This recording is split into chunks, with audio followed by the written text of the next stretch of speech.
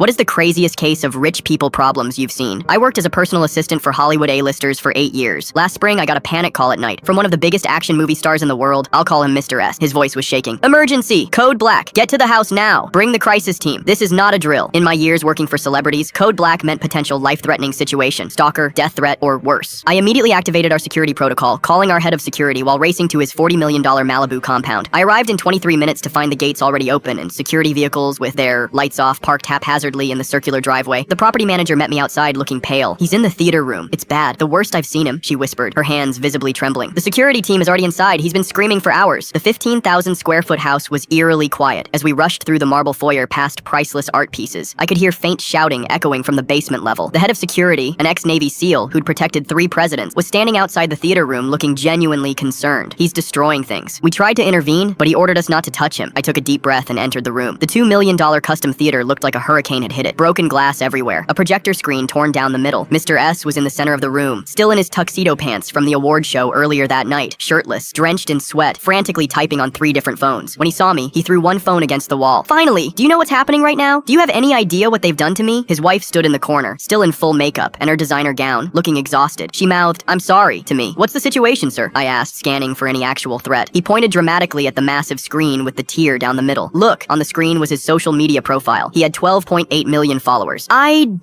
started. 12.8, he screamed, veins bulging in his neck. Reynolds has 13.1. He passed me while I was at the awards. I stood frozen, trying to process that I had been emergency called at 2 a.m. because Ryan Reynolds had 300,000 more Instagram followers than him. "We need to fix this now," he continued, pacing manically. "Call everyone. I want the top social media team in the country here within the hour. Wake them up. Offer whatever it takes." For the next 9 hours, our entire team sat in that theater room brainstorming ways to gain Instagram followers. The star rejected every idea, occasionally throwing fruit from the snack bar at people whose suggestions he hated. At one point, his 10-year-old son came downstairs asking what was happening. Mr. S hugged him and said with complete seriousness, "Daddy's fighting a war, buddy. Sometimes in life, people try to destroy everything you've built." By 11 a.m., we had a crisis plan involving a staged, candid photo shoot with his rescue dogs, a fake charity announcement, and a manufactured feud with another celebrity. When the photographer arrived, Mr. S handed me his Black American Express and said, "Buy followers if you have to. Just fix this by dinner." I quit 2 weeks later. Every time I see celebrities posting authentic content now, I remember the night I watched a grown man worth $180 million have a complete breakdown over Instagram numbers.